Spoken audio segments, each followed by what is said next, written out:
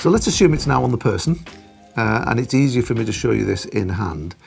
But this device has now been completely reset, it's been calibrated, it's physically on the person. The next thing we're going to do is to set it running. You'll notice that there are no buttons, there are no screens, etc. So we need to use our reader unit to do this.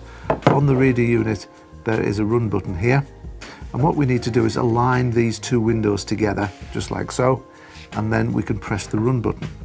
So you line them up nice and close, press the run button, and then what you'll see is that you have a blue flashing light, which basically flashes once a second.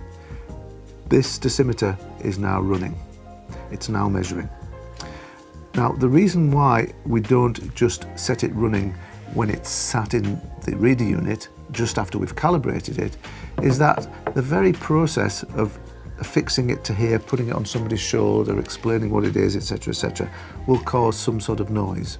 Every time you tap these, then unfortunately it could record a high noise level. So to minimize these tappings, these noise levels that we don't really want, that aren't really relevant, it's much better to put it on somebody's shoulder first and then go up to them with the reader unit and press the run button.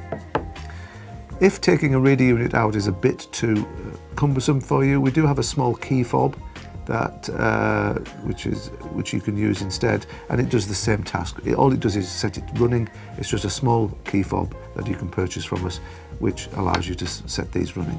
But most people are quite happy with the reader unit to do the same thing.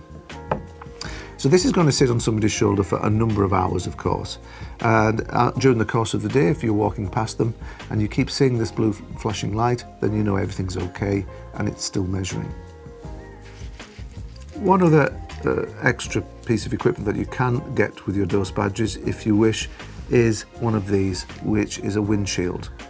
Now the windshield has a hole in there, and when you pop it on, you just align the holes with the doseBadge. This provides a little bit of protection from wind noise, and it can also minimize those tappings, those extra high noise levels, if a person's activity means that you're getting a lot of high noise levels through this, because it's continually being knocked due to the activities that they're undertaking.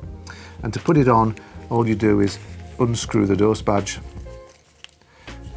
and then pop the doseBadge into the windshield, like so, and make sure that the windows are aligned to that particular hole, and then basically you can screw it back on, making sure that you've just tucked the windshield into the doseBadge.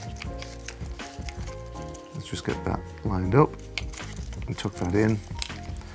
So basically that's what it looks like with the windshield on. These don't come as standard because the actual doseBadges themselves are very, very tough. They'll be all right in sort of light rain and drizzle, and they're really good for harsh environments with their metal cases. So if you want a windshield for these, just let Serious Research know.